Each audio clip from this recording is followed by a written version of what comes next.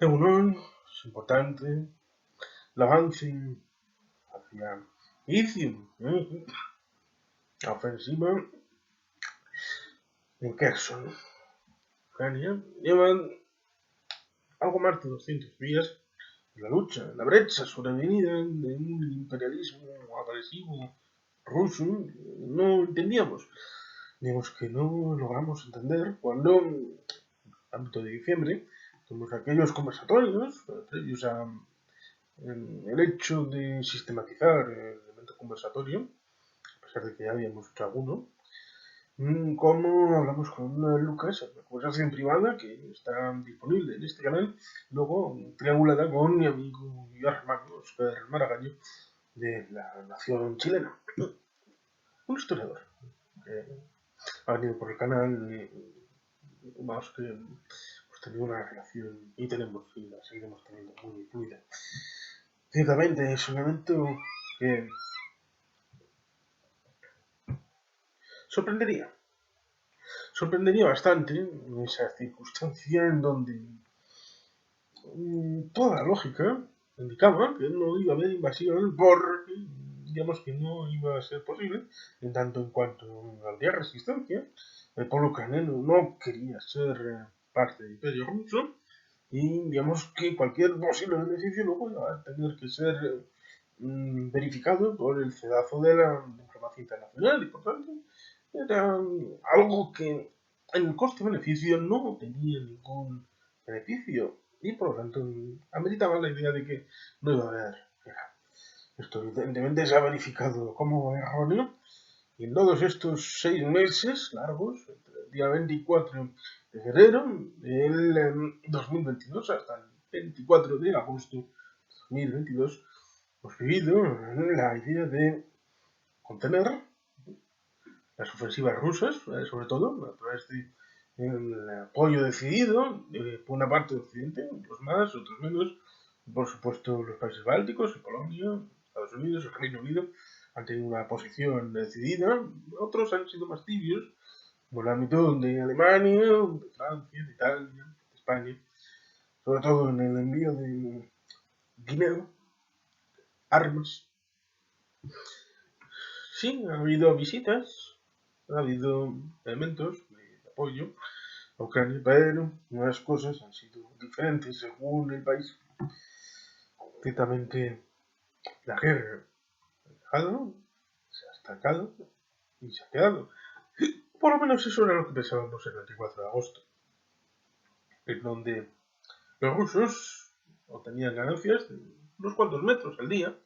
Sí, sí, unos cuantos metros, como si esto fuera el frente occidental de la Primera Guerra Mundial. Pero llegó un momento, un glorioso día en el que la ofensiva de Kherson llevó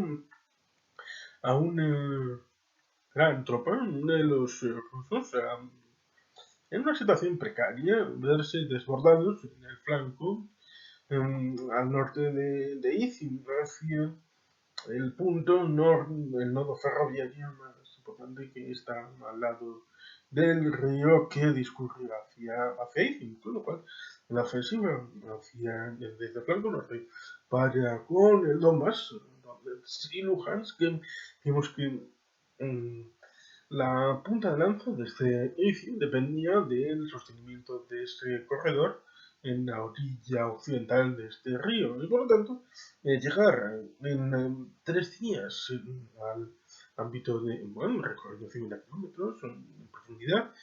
rompiendo ese saliente, después ampliándolo hacia el norte y hacia el sur, prácticamente la liberación de lo que quedaba del Oblast de Kharkov, ocupado, pero solamente en un 4%. Con lo cual, digamos, este elemento ha sido importante. ¿Por qué? Pues porque con este movimiento han liberado más territorio que el que ha ocupado Rusia desde abril hasta agosto. El territorio nuevo que han podido ocupar los rusos es mucho menor que el que en pocos días ha liberado Ucrania en este ámbito. Por eso es interesante tenerlo en consideración cuando tal vez haya unos días de toma en consideración de recuperación del espacio a la hora de seguir adelante, porque puede que haya sorpresas a la hora de seguir con la liberación del territorio ocupado por los rusos. Porque ciertamente es importante ir al análisis de las operaciones militares, como por ejemplo hace Yago Rodríguez en su canal de Cosas Militares. Es un asunto interesante. Pero, vamos que en este lado, tratamos de establecer la relación política con nuestras circunstancias. Y por eso, el Revelando Ucrania es un falso documental del año 2019, patrocinado por Oliver Stone. Vimos que es importante hablar de establecer esa relación con la idea de que el gobierno de Petro Poroshenko era un gobierno de ocupación militar, casi como Quisling en Noruega, en los años de la Segunda Guerra Mundial. Y es importante porque digamos que esa idea de gobierno de ocupación, de que en realidad los ucranianos son rusos de toda la vida, todos son rusos, la idea de que no merecen tener un Estado independiente, de que no es más que una filfa, aprovechar una situación de debilidad de la Unión Soviética, de la República Federativa de Rusia, en diciembre del año 1991, para no poder imponerse efectivamente, lo cual evidentemente establece la idea con, digamos, que deficiencias, en tanto en cuanto se acuerdan del acuerdo de bosque de Bielorrusia. Bueno, no se acuerdan del memorándum de Budapest de 1994, prácticamente nadie lo menciona, que fue efectivamente violado una década después, en, en el año 2014, en el ámbito de Crimea y en el ámbito de Donbass. Ciertamente es importante mencionarlo. Lo mismo que, evidentemente, el acuerdo de 1997 de Leonid Kuzma para 50 años por la base rusa de Sevastopol, por lo cual ciertamente parte de los elementos que solían decirse estaban encima de la mesa. Lo mismo que la negociación política antes del día 24 de febrero, incluso con la idea de no ingresar en la OTAN, lo cual es una limitación propia, pero absolutamente imposible para un país democrático, porque digamos que puedes establecer que este gobierno no hará partícipe en una estructura, organización o lo que sea, pero un país libre tiene el derecho de participar en las organizaciones o tener los amigos que considere oportuno. Lo cual, digamos que en aquel falso documental se establece esa idea de que la situación entre Rusia y Ucrania es indisoluble y por lo tanto no es posible establecer una separación entre Rusia y Ucrania, incluso en el tema económico, lo cual es curioso porque Rusia tiene la parte primera de la cadena de suministros, es decir, está vinculado a los hidrocarburos, pero se está viendo en el tema de las sanciones que cualquier relación para con los elementos mecánicos, electrónicos, dependen de Occidente, de Europa, de Alemania, e incluso de Taiwán, lo cual evidentemente es un elemento que presiona a la destrucción a medio plazo y a largo plazo de la economía rusa por meterse en esta aventura política. Política porque, como se establecía en ese falso documental, vemos que tenemos esa realidad en la que no reconocen en el fondo la independencia de Ucrania y tiene esa virtualidad en la que digamos que se establece esa relación con el hecho de que en el fondo son rusos, en el fondo es un gobierno de ocupación, al final la acabarán votando bien, pero cuando votaron en 2019, después el primero, el segundo y el tercero de los candidatos a las elecciones presidenciales era Volodymyr Zelensky, Pedro Poroshenko y Yulia Tymoshenko, con un 60% largo de porcentaje de votos en la primera vuelta. Y en la segunda, pues ganó por un 75% aproximadamente por Zelensky a Petro Poroshenko, lo cual evidentemente establecía los lineamientos de cuál era la prioridad. Y se vuelven, curiosamente, a esos principios de... Porque uno puede ver, incluso actualmente, artículos, presuntos artículos, en donde se establece esa relación con el 13 de septiembre, publicando cosas que podrían haber salido el 13 de enero, pero digamos que se establece esa idea, o incluso decir que digamos que en el ámbito de, incluso un tuitero puso que se estaban desnazificando. Es decir, que había que parar un genocidio en el ámbito de Donbass, ¿no? Para con el día 24 de febrero de 2022. Es decir, que solamente y exclusivamente la búsqueda de la paz era lo que estaba detrás de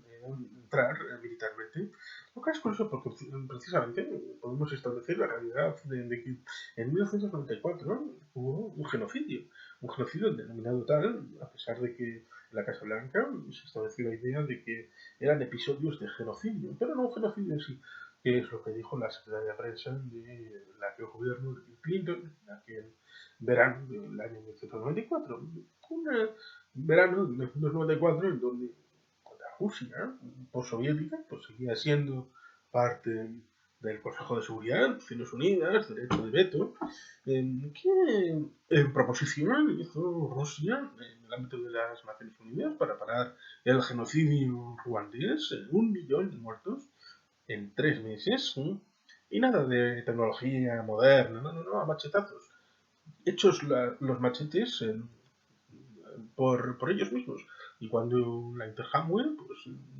abrió brecha, pues hubo 1 millón de muertos. ¿Qué propuesta llevó la Federación Rusa para parar este genocidio en Ruanda? ¿Qué propuesta para cascos azules de interposición llevó Rusia? Rusia es culpable por inacción en el ámbito de ese genocidio de 1994, porque es muy fácil decir, oh, es culpa de Francia, de Bélgica, es culpa de Estados Unidos, es culpa del Reino Unido. Entonces, ¿qué pudo hacer y no hizo Rusia? Porque ciertamente hablar de 14.000 personas durante un periodo de 8 años, del año 2014 y el año 2022, es un elemento que alucina, vecina, con el ámbito este de que 11.000 muertos son militares, ucranianos y rusos. Porque estaba claro que en el otro lado no había independentistas, porque se suele establecer la idea de que cualquier palabra definida es viable. Pero no, independentista es alguien que quiere establecer una ancestralidad nueva, un nuevo régimen propio y aparte, ¿no? Cuando uno quiere separarse de un territorio para unirse a otro, es un unionista, es una persona que quiere la visión imperial de su nueva Madrid. Evidentemente, eso no puede ser un separatista, no puede ser un independentista. Como decía, en ese periodo, la OSCE, la Organización para la Seguridad y la Cooperación en Europa, heredera de la Conferencia para la Seguridad y Cooperación en Europa, que estableció la Conferencia de Helsinki con la congelación de las fronteras en 1975 y que incorporó un matiz que asumieron los de la Unión Soviética sobre derechos humanos.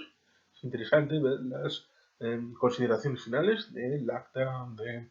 la conferencia de Helsinki 1975 sobre el principio sobre derechos humanos que incluía la incorporación respecto a la propia Unión Soviética como contraparte con esa idea de la desaparición de las reclamaciones fronterizas, sobre todo con Europa del Este, porque la Unión Soviética sabía que había herencias importantes sobre este asunto. Lo mismo que tenemos esa relación con el ámbito de Polonia, donde actualmente hay un gobierno del PIS que reclama 1,35 billones de euros al gobierno de Alemania, pero tenemos que establecer esa idea de que en el año 1946 y en el año 2004 la propia Polonia renunció a las reclamaciones monetarias que pudiera haber de reparaciones de guerra. ¿Por qué? No voy a hablar de la de 2004 porque, digamos que no he profundizado, pero se puede entender la del año 1946. ¿Por qué? Pues porque en aquel momento, evidentemente, Polonia había sido atacada por Alemania, todo el mundo sabe, el 1 de septiembre del año 1939, pero había una circunstancia previa en donde había un pacto llamado malamente Molotov-Ribbentrop, porque fue en Moscú y Stalin estaba presente, y el jerárquicamente superior, de Stalin, incluso inició la firma en un mapa que era el de las disposiciones secretas el protocolo secreto de reclamación de territorios que establecía la futura frontera entre la Unión Soviética y Alemania. Porque, ciertamente, iban a atacarlos conjuntamente. Esa era la idea que había subyacido al acuerdo del día 23 de agosto. Pero luego, posteriormente, unas semanas después, Stalin dijo que la Unión Soviética no estaba preparada y Alemania no quería dejar de perder la oportunidad de entrar en el ámbito de Danzig y en el ámbito del corredor polaco precisamente ese 1 de septiembre. Y esa precipitación y esa precaución de todo los rusos, georgiano, para más señas, pues hizo que durante 2 semanas fueran los alemanes los únicos en guerra con Polonia, pero después fueran invadidos desde el ámbito oriental por los falsos libertadores que luego se vio que estaban simple y llanamente dispuestos a conquistar el territorio con la idea, con una idea curiosa, que era la idea que defendió la pasionaria y defendió el Partido Comunista de España, que era que debido a la conquista por parte de Alemania, el territorio restante era terra nullius, era absolutamente... había desaparecido el Estado, había estado ahí, con lo cual cualquiera que fuera, digamos, podía capturarlo, en la idea de que si no hubiera cogido ese despojo la Unión Soviética, pues digamos que Alemania lo habría cogido. Pero no, es que no se sabía el protocolo secreto, el 23 de agosto, que establecía precisamente que esa era una zona de reparto que era adjudicataria para la Unión Soviética. Lo cual, evidentemente, dos imperios del mal, que serían amiguis entre el año 1939 y el año 1941, no podemos olvidar el hecho de que los hidrocarburos de Alemania en el frente occidental eran en realidad soviéticos, tanto para el frente de la batalla de Inglaterra con los Spitfire luchando por la independencia del Reino Unido, como por los convoyes sufriendo los ataques de los U-Boats con hidrocarburos de la Unión Soviética durante unos años,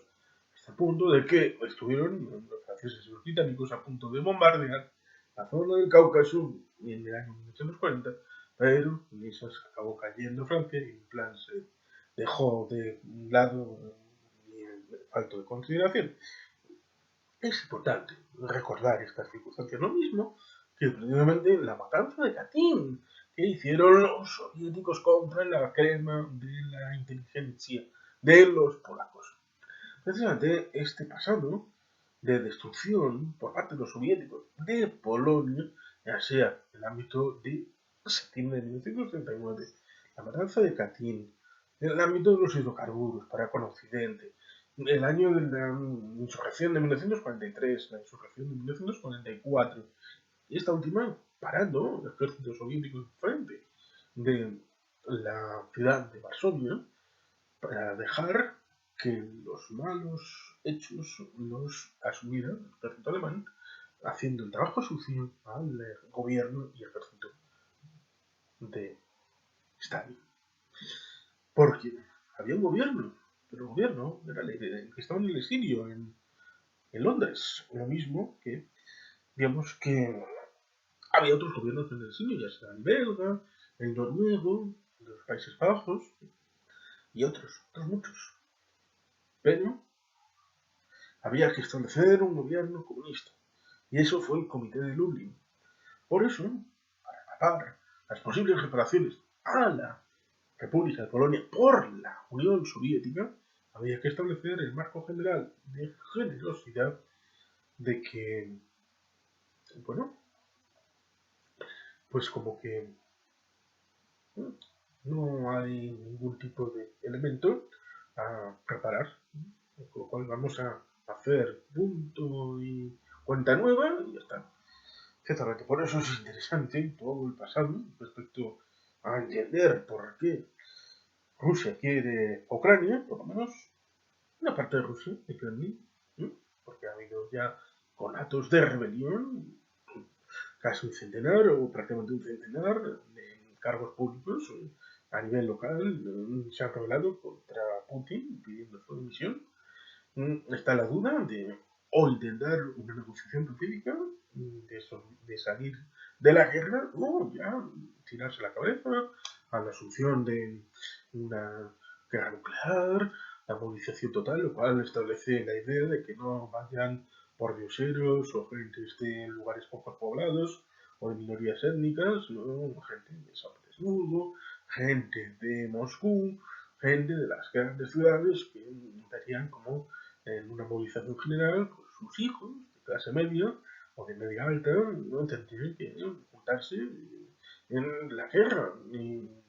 acaso morir como carne de cañón. ¿Para qué? Para ningún beneficio real, sino un elemento ideológico y identitario de que Rusia incluye a Ucrania.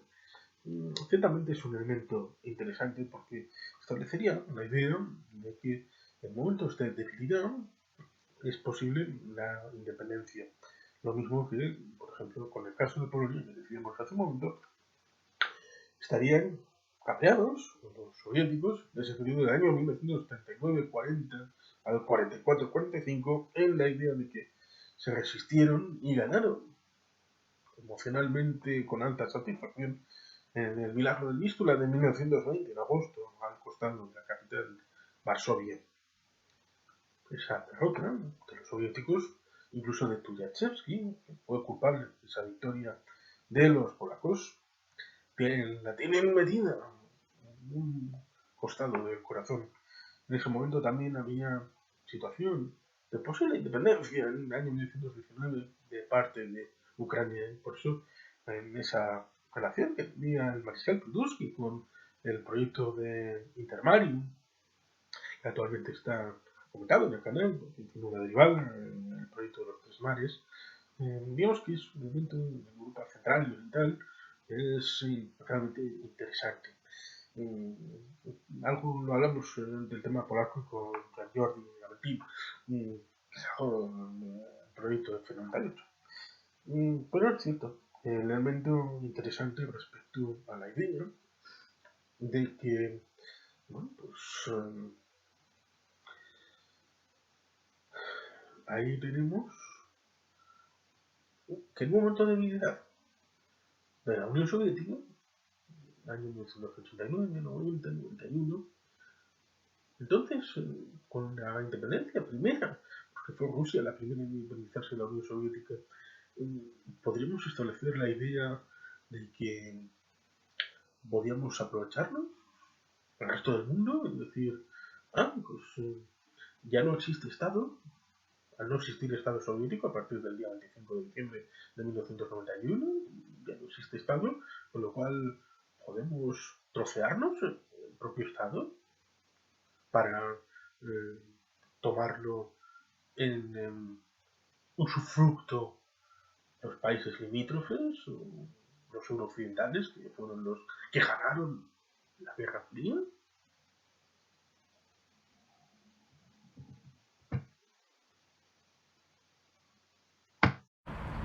Incluso después, en los años 90, tener la idea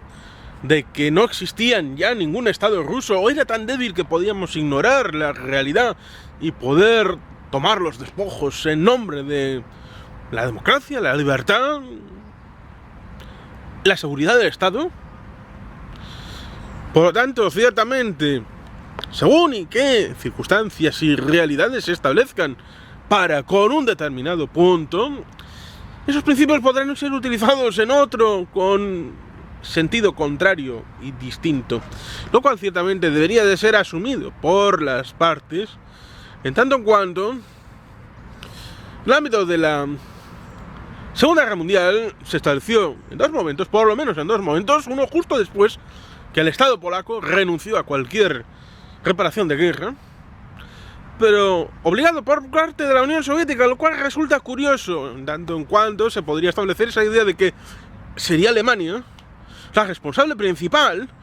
de esta toma en consideración de la responsabilidad de guerra. Pero, y este pero es muy importante, tendríamos una circunstancia en la que los soviéticos tendrían tanto o más responsabilidad en el inicio de la Segunda Guerra Mundial y la agresión imperialista con Polonia, y por lo tanto ahí tendría una posición de autopreservación de la propia Unión Soviética en la idea de que Polonia renunciara a recibir ningún tipo de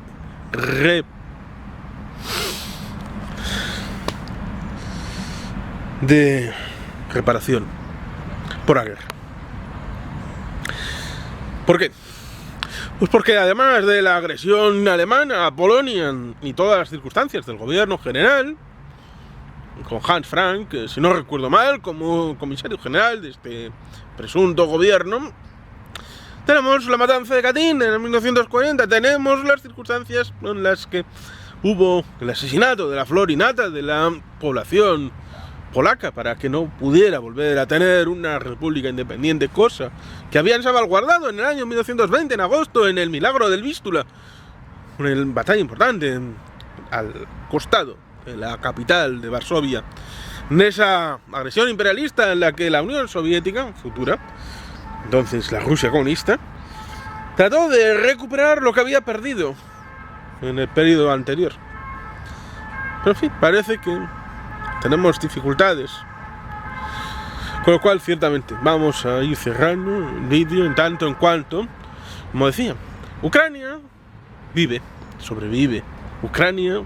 va ganando terreno, Ucrania ha ganado la iniciativa estratégica, y eso es importante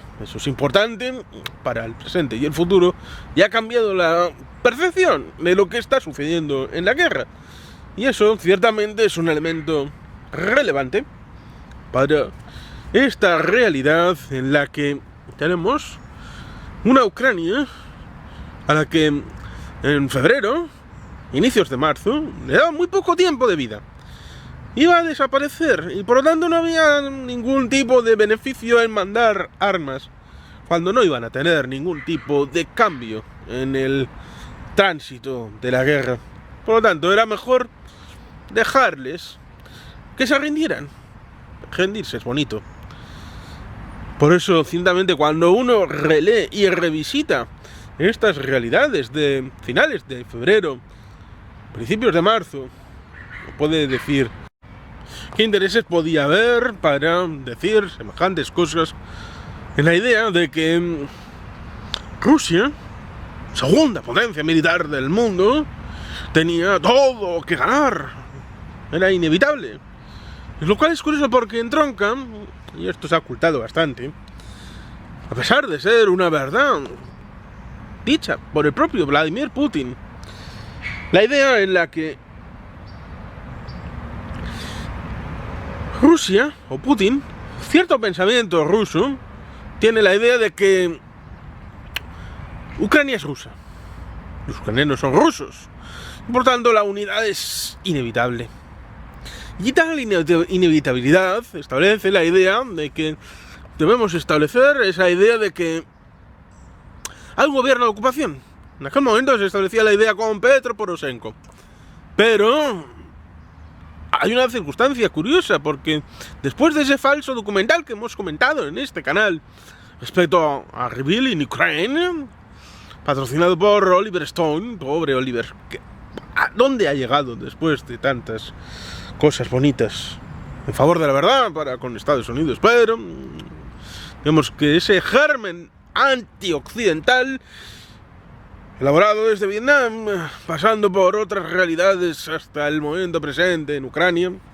en el que es curioso porque Oliver Stone dice: oh, yo no sabía nada de Ucrania hasta que hablé con Vladimir Putin. Lo mismo es igual de parecido de: oye, yo no sabía nada de Colombia hasta que hablé con Nicolás Maduro Moros. Oh, yo no sabía nada de Corea del Sur hasta que hablé con Kim Jong-un. Grandes personas para establecer el diálogo de qué es